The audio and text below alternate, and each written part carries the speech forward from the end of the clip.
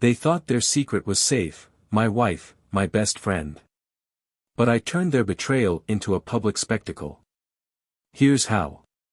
You know, if someone had told me years ago that I'd be here, writing this post, pouring out my life like it's some kind of cheap paperback, I would have laughed in their face. I was never the type for chaos, never the guy who got dragged into messy situations. I thought I had it all figured out. But life, yeah, life has a way of flipping everything on its head when you least expect it. Let me rewind a bit. I'm not the kind of person to wallow in self-pity, but what I'm about to share is my reality, no glossing over, no skipping the hard parts. You all deserve the full picture. Maybe it'll help someone, maybe not, but it's helping me clear my head. So, here goes. I grew up in a typical small-town household. Dad worked long hours, and Mom, well, she was always around, you know, keeping everything in order. We weren't rich, but we weren't struggling either. My folks were the stick together no matter what kind. Sure, they fought a lot, but divorce? No way, that wasn't even in their vocabulary. So, I grew up believing marriage was for life. Once you committed, that was it. You stayed faithful, worked through your issues, and didn't run when things got hard. I guess that's where I picked up my messed up sense of devotion. But the thing about growing up with parents like that is you start to develop unrealistic beliefs. I thought I could fix everything, that if I just tried hard enough, any relationship could be saved. Heck, even my first marriage, I thought I could fix that too. Spoiler alert, I couldn't. My first wife and I were too young. Probably way too young. We rushed into everything like fools, getting married, buying a home, planning for kids. But when reality set in, financial problems, her realizing we weren't right for each other, it all fell apart. That was my first real taste of betrayal. She left me for someone else, someone more thrilling, I suppose, and I was left cleaning up the pieces. But I came out of it with this steely determination that the next time would be different. I wasn't going to fail again. And then I met her. Let's call her Rachel. We met at a party, of all places. It wasn't supposed to be anything serious at first. I was still nursing my wounds from the divorce, and she was this burst of energy that just drew me in.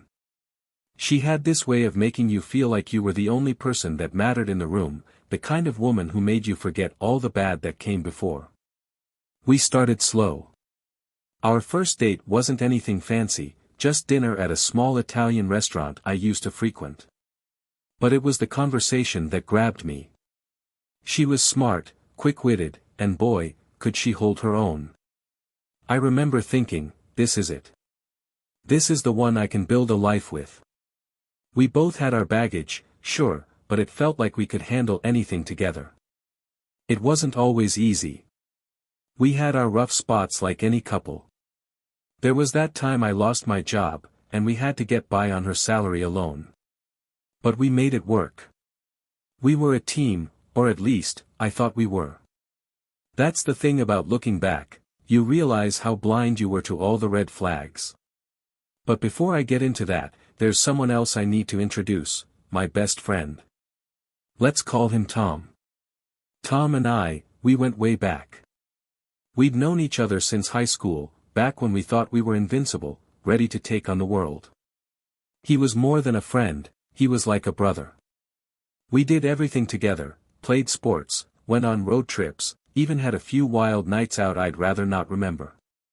When I went through my first divorce, Tom was there, helping me through the worst of it. I trusted him with everything. He was the first person I introduced to Rachel. The three of us even went on a couple of trips together, just fun, no drama. I never thought there could be any tension there, but now, looking back, I wonder if I missed something. Anyway, I thought I had everything sorted out.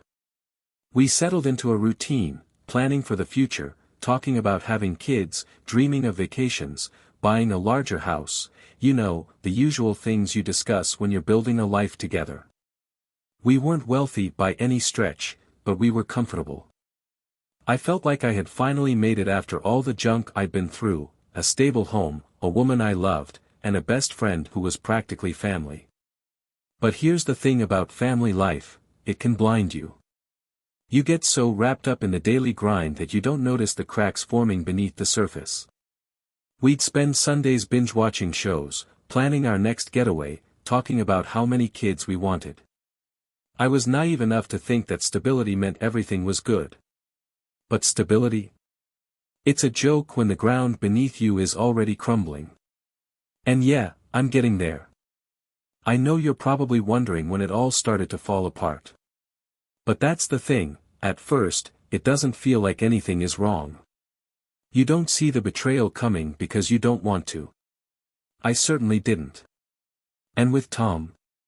Well, we were close enough that if something was off, I figured he'd tell me.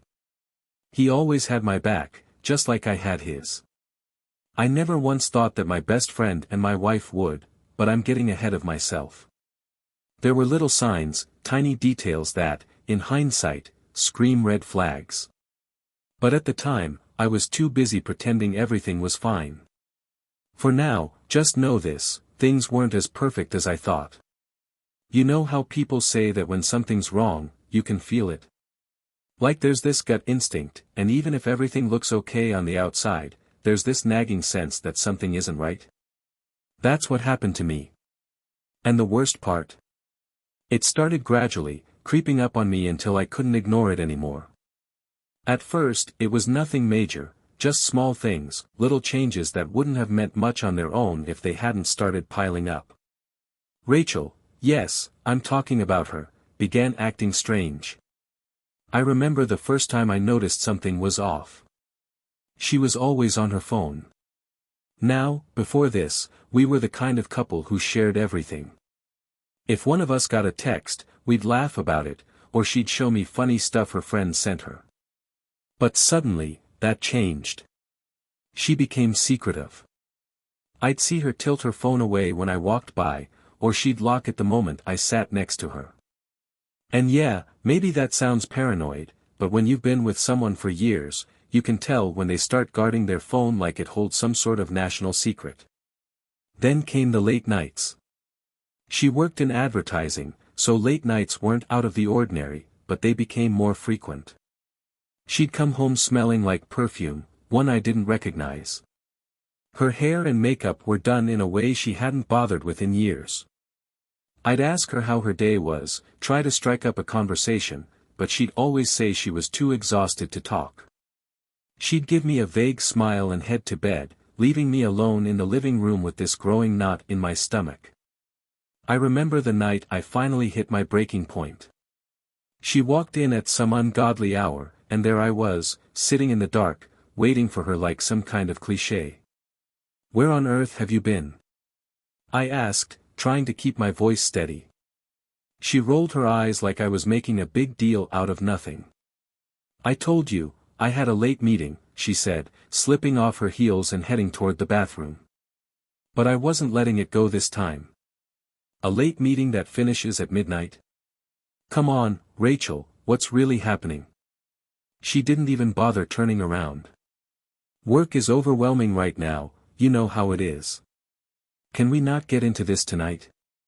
That was her go-to excuse for everything, work is overwhelming. And maybe it was, maybe I was overthinking. But something in her tone, in the way she avoided making eye contact, didn't sit right with me. Then there was Tom. I mean, the guy had been my closest friend for years. We'd been through everything together, and yet, out of the blue, he started pulling away. No more weekend fishing trips, no more grabbing beers after work. He always had a reason, tied up with work, family obligations, you name it. But the worst part? Even when we did manage to hang out, he seemed off, jittery, like he was waiting for the other shoe to drop.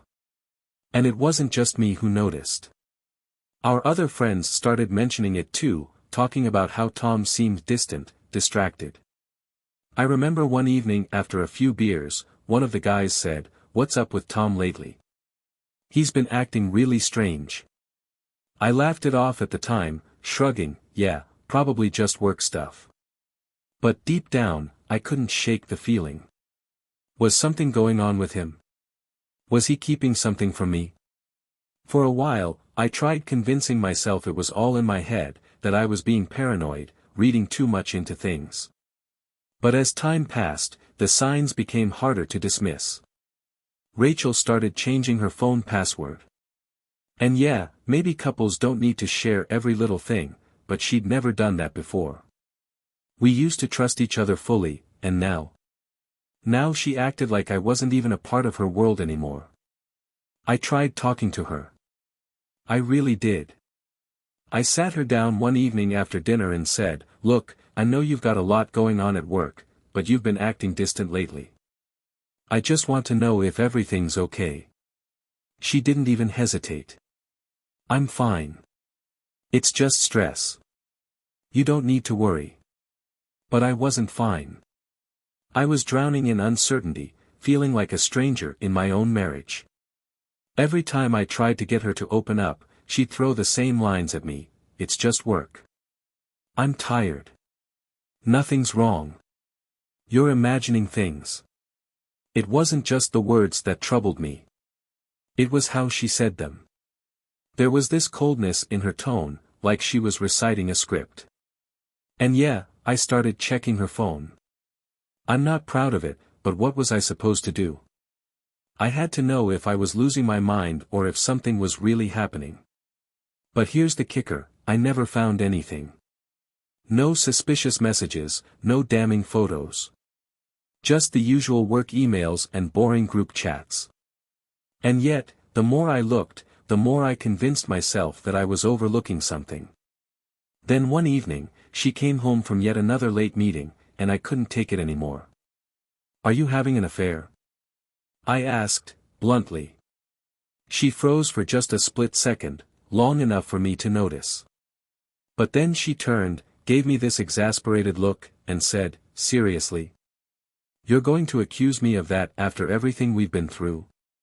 Her words stung, but the way she said it, it was too polished, too practiced. I desperately wanted to believe her. God, I wanted to believe her so badly.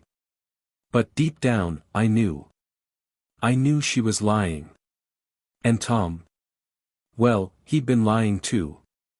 I wasn't just losing my wife, I was losing my closest friend. But instead of confronting them both, I did what anyone in my position would have done. I kept my mouth shut. I observed. I waited. I tried to piece together the truth without tipping them off that I suspected something was wrong. Every time Rachel went out, every time Tom made some excuse, I stored it away in my mind, slowly building an invisible wall between us. Because when the truth finally came out, I was going to be ready. You know, deep down, I didn't want to believe it. I wanted to be wrong so badly.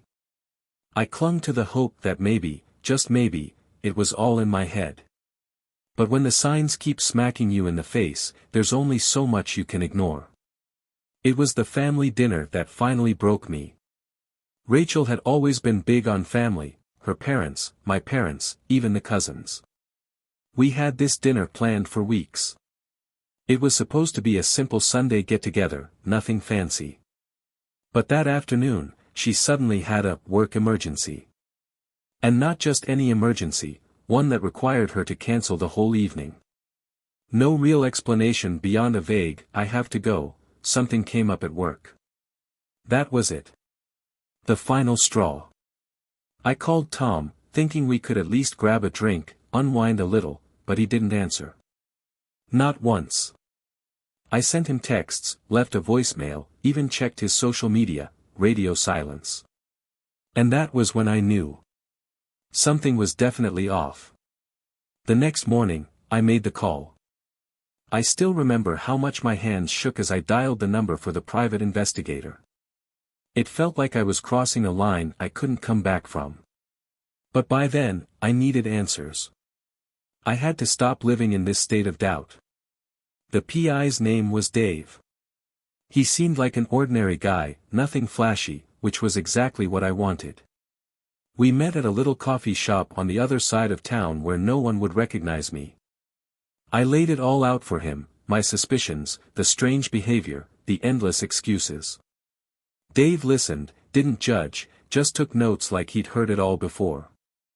I remember asking, how long does something like this usually take? The investigation? Dave looked up, pen still in hand, and said, it varies. Some cases wrap up in a few days, others, well, it can take weeks. But trust me, if something's going on, we'll find it. That "if" was what I clung to. I told myself that maybe it really was all in my head. I wasn't someone who jumped to conclusions, right? Maybe Rachel was just overwhelmed. Maybe Tom really was busy. But deep down, I knew better. It didn't take long. Just 3 days later, Dave called me. His voice was calm, steady, like he was used to delivering bad news. I think you'll want to see this, he said. We met again, same spot. Dave slid a manila envelope across the table. I stared at it for a moment, my stomach churning with anxiety. I wasn't ready to see what was inside, but I knew I had to. The envelope contained photographs, crystal clear, high-definition images of Rachel and Tom together. And not just together, but together. Hand in hand at a restaurant, walking into a hotel, her laughing, leaning into him the way she used to with me. I felt nauseous. Physically sick. It wasn't just the pictures either. Dave had gone the extra mile, texts between them, screenshots of their conversations, even a video clip from a hotel security camera where they were walking arm in arm, vanishing behind a door. I couldn't breathe. I didn't want to believe it, even with the proof right in front of me. But there it was, undeniable evidence. Rachel, the woman I had built my life with, and Tom, the guy I trusted like a brother, they had both betrayed me in the most painful way. I sat there in silence for what felt like hours, just staring at the evidence. Dave didn't say much, just gave me the space I needed. Finally, I managed to whisper, how long? He shrugged. Best I can figure. A few months. Maybe more. Months. They had been sneaking around behind my back for months. I wanted to break something, scream, drive over to wherever they were and confront them right then and there. But I didn't. Instead, I thanked Dave, stuffed the envelope back into my bag, and left the coffee shop in a daze. On the drive home, the anger began to rise. It wasn't just about Rachel, though her actions cut deep, it was Tom. My best friend, my brother in arms, the person I trusted more than anyone else, and he had done this to me. Stabbed me in the back and thought I'd never figure it out. No, he wasn't getting away with this. Neither of them would. That's when the plan started taking shape in my mind. I wasn't going to confront them with some emotional outburst. No, I was going to be smarter than that. I was going to hit them where it would hurt the most. For Rachel, that was our marriage. For Tom, it was his reputation. Tom worked for a prestigious company, the kind of place where image was everything. He was always bragging about his spotless career, how he was in line for a promotion, how he was the golden boy. That's where I'd hit him, right in the career he cared about so much. The first step was gathering more dirt. I already had plenty from Dave, but I needed more. Something that left no room for denial. I had Dave follow them for another week, collecting as much dirt as possible. It wasn't difficult, Rachel and Tom were reckless, believing they'd never be discovered. More dinners, more hotels, even a weekend trip. They didn't bother hiding it. Once I had everything, I began laying the foundation. Tom's company had strict policies about personal behavior, especially when it came to affairs that could damage the company's public image. I knew that if I played my cards right, I could completely ruin his career with just a few strategically placed pieces of information. I drafted an anonymous email to the HR department, attaching some of the most damning evidence, photos of Tom and Rachel together, screenshots of their messages, and a note explaining that Tom's affair could tarnish the company's reputation. I made sure to mention that he was up for a promotion, just to twist the knife a little deeper. I didn't send it immediately, though. No, I wanted to watch them squirm. Every time Rachel came home late or cancelled plans, I smiled to myself, knowing exactly what was on the horizon. She had no idea what was building just beneath the surface. And Tom? Well, Tom hadn't reached out to me in weeks. I figured he was too busy sleeping with my wife to check in on his so-called best friend. Finally, after what seemed like an eternity, I hit send on the email. I didn't feel guilty, not in the slightest. They deserved every ounce of what was coming their way. It didn't take long for the fallout to start. Revenge isn't something you rush. If you want to do it right, you need patience, cold, calculated patience. I wasn't about to let my emotions control me, not after everything Rachel and Tom had done. No, this had to be flawless, and it had to hit them where it hurt the most. After sending that email to Tom's HR department, I didn't just sit back and wait. I kept gathering more evidence, making sure every step I took was bulletproof. Dave kept trailing them, and each new piece of dirt he collected felt like another nail in their coffin. I knew every move they made, every time they met. It was almost as if they didn't care if they got caught, they were that overconfident. The more I observed, the clearer it became.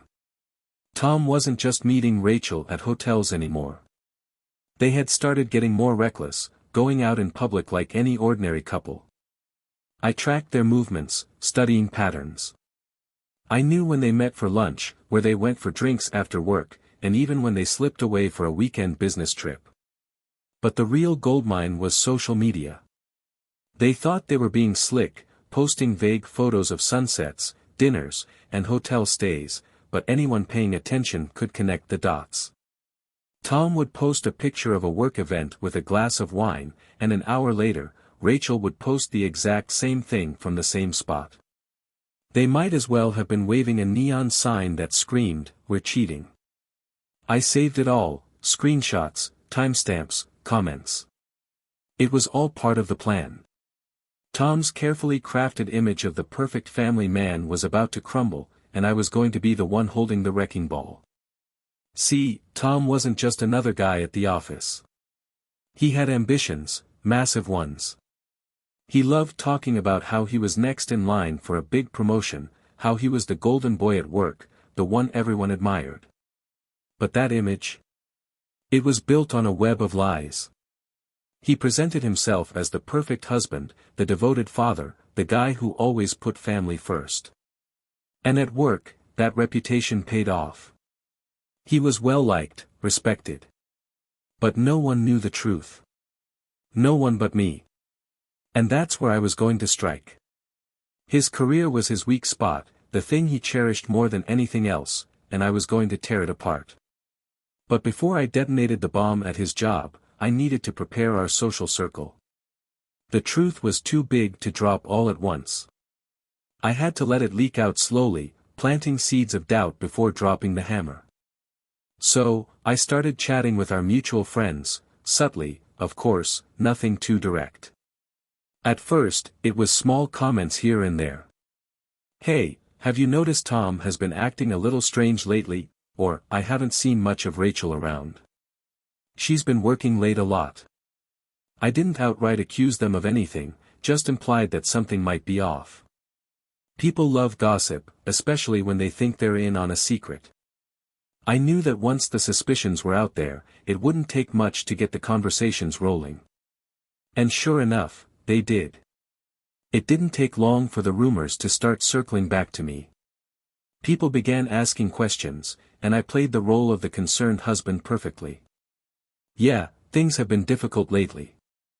I don't really know what's happening with Rachel, but we're working on it," I'd say, keeping my voice low, like I was sharing something personal. It was all part of the scheme. I wasn't just aiming at Tom's career, I wanted to fracture his connections with everyone, friends, co-workers, even his family. The more isolated he became, the more devastating the fall would be. He'd always been the guy who had it all together, the one everyone admired. By the time I was finished, no one would trust him anymore. Meanwhile, I kept an eye on Tom's job situation. The HR department had received my anonymous email, but they hadn't taken action yet. I knew it would take time for them to investigate, but I wasn't in a rush. I wanted them to dig into Tom's life, to see the cracks for themselves. In the meantime, I made sure to keep collecting more dirt. I even managed to speak with Tom's wife, which gave me a different kind of satisfaction. She had no clue, of course. She still believed her husband was the perfect family man. I didn't say much, just asked how things were going with Tom, how their kids were doing. She raved about him like he was some kind of saint, telling me how fortunate she was to have him. I could barely hold back a smirk. It was difficult not to feel a bit guilty sometimes, especially seeing how much she adored him. But then I'd remember the photos, the texts, the way he betrayed me without a second thought. That guilt disappeared real fast. As the weeks passed, the tension escalated. Tom and Rachel were still carrying on as though they had nothing to worry about, but the walls were closing in. People began to notice the awkwardness between us. Our mutual friends would ask why Tom and I weren't hanging out like we used to. I'd shrug and say something vague like, "People grow apart, I guess." But I could see the curiosity growing in their eyes. They wanted answers, and soon enough, they'd get the whole story. Finally, after weeks of preparation, it was time to launch the real takedown. The thing about revenge is that it's not just about getting even. It's about timing. You need to strike when it'll hurt the most, when the blow will resonate with everyone involved. That's what I had in mind when I planned the event. It wasn't enough for Rachel and Tom to face my fury in private, they needed to be exposed for who they really were, in front of everyone they valued. It took weeks of preparation. I rented out a fancy venue, one of those places people use for corporate events or milestone celebrations. It had to look polished, like this was some grand, innocent occasion. I sent out the invitations, ensuring all the key players were there, our mutual friends, co-workers, and even some of Tom's higher-ups from his company. If I was going to bring him down, it had to be in front of the people whose opinions mattered most to him. I didn't shy away from inviting Rachel's family either. Her parents had always been supportive of us, and I knew this would hit them hard, but they deserved to know what their precious daughter had been up to. I made sure that everyone who had any connection to our lives was present. No one would be spared from seeing what was about to unfold. In the days leading up to the event, I practiced my speech repeatedly. I wanted it to be flawless. It couldn't just be an angry rant, no, it needed to be calm, measured, like I was merely presenting facts. Facts that no one could dispute. I had the photos, the videos, the messages, everything neatly organized and ready to be displayed on the big screen. I even hired a tech guy to make sure everything ran smoothly when the time came. The night of the event, the atmosphere was buzzing with excitement. People were laughing, drinking, chatting about work and family like it was just another casual gathering. Rachel was there, playing the role of the perfect wife, smiling and talking with everyone as if nothing was wrong. And Tom? He was working the room like a professional, shaking hands, laughing, completely unaware that his world was about to come crashing down. I observed them both from across the room, keeping my distance, letting them savor their final moments of normalcy. It was almost morbidly satisfying, in a twisted way, to see how confident they were, how certain they felt that they had escaped unnoticed. They had no idea what was about to hit them. When the moment felt right, I walked to the front of the room. The lights dimmed, and everyone's attention turned toward me. I tapped the microphone, clearing my throat, and began.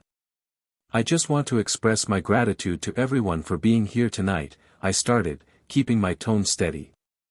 "It means the world to have all of you, friends, family, co-workers, gathered together." I noticed Rachel glance in my direction, a faint expression of confusion flickering across her face. Tom, standing near the back, was looking tense. "Good. And tonight," I continued, "I want to share something with all of you. Something deeply personal. Something that's been weighing on my mind for quite some time. I signaled to the tech guy in the back, and the screen behind me came to life. The first image appeared, Rachel and Tom, holding hands outside a restaurant. A collective gasp swept through the crowd, and Rachel's face drained of color. Tom's smile vanished faster than I'd ever witnessed. "This," I said, pointing at the screen, "is my wife and my so-called best friend. Caught red-handed, sneaking behind my back." I didn't stop there. The photos continued to flash on the screen, one after another. More pictures of them together, laughing, kissing, walking into hotels. Then came the texts, screenshots of their conversations, filled with flirtation, plans to meet, and even jokes about how clueless I was. The room fell into dead silence, save for the faint murmur of whispers spreading shock throughout the crowd. Rachel tried to speak, stumbling over her words. It's not what it looks like," she stuttered, but her voice lacked conviction. No one believed her. Tom didn't even try to defend himself. He stood there, motionless, as the gravity of the situation started to sink in. I could see the panic in his eyes as he tried to figure out how on earth he was going to explain this to his boss, his co-workers, and his family. The silence didn't last long. People began murmuring, then shouting. Friends who had known us for years were outraged, demanding to know how Rachel and Tom could do something like this. Some of them turned to me, offering their sympathy, but I didn't need it. This wasn't about pity, it was about justice. Rachel's parents, sitting in the front row, looked like they had been struck by a truck. Her mother's eyes filled with tears, while her father sat there, shaking his head in disbelief. I almost felt sorry for them. Almost. The room split into groups.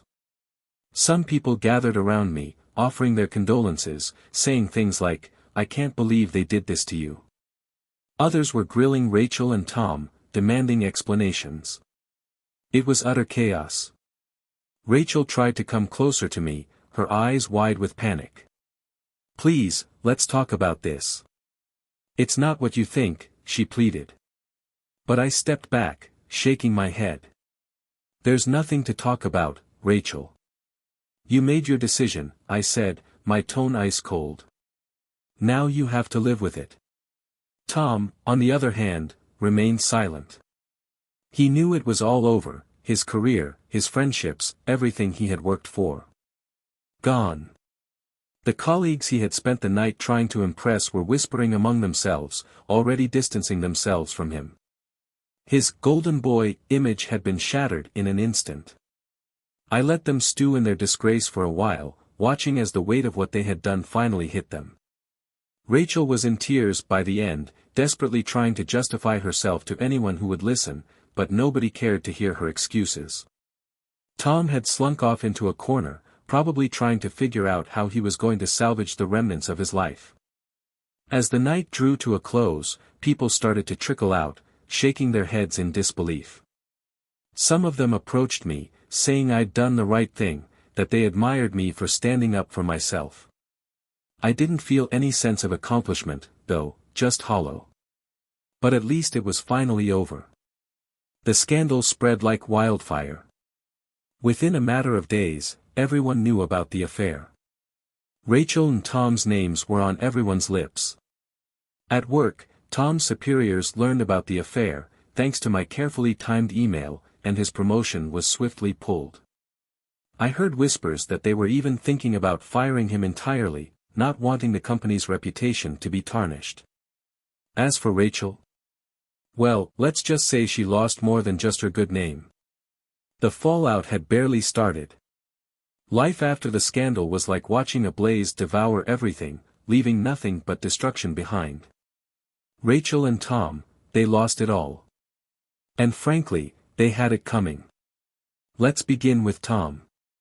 He had always been so full of himself, always so damn smug about the career he had built. But the truth caught up with him fast. After that night, word spread like lightning. His bosses quickly got wind of the affair, and the company wasn't willing to risk the bad press. The promotion he'd been boasting about for months. Gone. His position. Gone. Last I heard, they let him go quietly, hoping to avoid the drama going public. But the damage was already done. His once pristine reputation. Ruined. His colleagues didn't trust him anymore, and no one wanted to be associated with a guy who betrayed his best friend by having an affair with his wife. And his home life? That flawless family he loved to flaunt. It crumbled too. His wife found out everything, not just about the affair with Rachel, but also about the lies he'd been spinning for years. She packed up the kids and left him.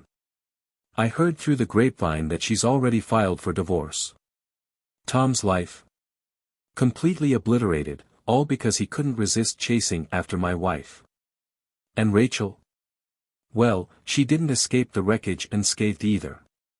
Her family, who had always put her on a pedestal, turned their backs on her. Her parents were heartbroken, humiliated by her behavior. Friends we'd known for years distanced themselves from her. She became an outcast, the woman who shattered her marriage by having an affair with her husband's closest friend. And me? I severed all ties. She tried to call, to text, she even showed up at my door one day, sobbing and pleading for forgiveness. But I didn't give her a second of my time. She made her bed, and now she had to lie in it.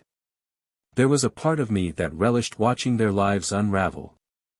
I won't lie, there was a twisted satisfaction in seeing them face the consequences of their betrayal. But that feeling didn't last long. Because after the chaos subsided, I was still left with the wreckage of my own life. Starting fresh wasn't easy. The betrayal had cut deep, and for a while, I found it impossible to trust anyone. I kept my distance, avoiding most of the people I used to hang out with. I didn't want to be around anyone who could remind me of what I'd been through. But after some time, I realized I couldn't keep living that way. So, I began to rebuild. Slowly. Carefully. I expanded my social network, meeting new people who didn't know my past, who didn't see me as the guy who got stabbed in the back. It took time, but I eventually began to trust again, cautiously, but it happened. And as much as I hated to admit it, the pain started to subside. It never fully vanished, but I found ways to live with it. I started focusing on myself for the first time in years, getting back into hobbies I had long neglected, traveling, and connecting with new people. There were still moments when the pain crept in, when my mind wandered back to the life I thought I had, to the trust one believed existed between Rachel and me, and between Tom and me. But each time those feelings surfaced, I reminded myself of how far I'd come. I wasn't that same person who had been betrayed anymore, I was the person who had overcome it. Looking back, the whole ordeal changed me. It made me realize just how fragile trust really is, how those you love can shatter your heart without a second thought. But it also taught me something crucial, something I wish I had learned earlier: you can't control what other people do. You can't force someone to love you, and you can't make them stay loyal, no matter how much you give. The only thing you can truly control is how you respond when everything falls apart. For a long while, I carried the blame. I thought maybe I wasn't good enough, that perhaps I should have noticed the signs earlier or acted differently. But that's the thing, their betrayal wasn't a reflection of me. It was about them, their decisions, their selfishness, their inability to be truthful. And once I accepted that, I was finally able to release the guilt, the rage, and the heartache. I suppose the greatest lesson I've taken from all of this is that you must understand your own worth. You must never allow anyone to make you feel like you're less than what you are. Because, in the end, the only person who will always stand by your side is yourself, and that, my friend, is more than enough. So here I am, living life on my own terms. I'm not searching for a new relationship right now, and maybe I never will. But I'm fine with that. I've learned to be at peace with who I am, without needing someone else to validate or complete me. And honestly, that's the ultimate form of retribution. Life moves forward. It's far from perfect, and I still have those moments of doubt, but it's my life. I control it now, not the deceit and betrayal of others. I've come to realize that sometimes the very people you trust the most are the ones capable of hurting you the worst, but that doesn't mean you have to let their actions define who you are. In the end, it wasn't about ruining them, though, I won't deny, that part brought some fleeting satisfaction. It was about rediscovering myself, rebuilding what they tried to demolish. I learned that moving on doesn't mean forgetting, it's about evolving from the pain and using it to grow stronger. Now, when I reflect on everything that happened, I don't feel the bitterness that once consumed me. I don't feel the same seething anger that used to flare up every time I thought about Rachel and Tom. Instead, I feel something I never anticipated, peace. Because I came out of this hole, and I'm better for it. The truth is, I didn't just survive their betrayal, I flourished in spite of it. That's it. That's my story. If you've made it this far, maybe you've gone through something similar, or maybe you were just curious about how it all turned out. Either way, I hope you find something of value here. If there's one takeaway I can leave you with, it's this: don't let anyone make you feel insignificant. Don't let their choices shape your future. You're stronger than you think, and even when everything falls apart, you have the ability to rebuild something even better. And that, my friend, is what life is truly about.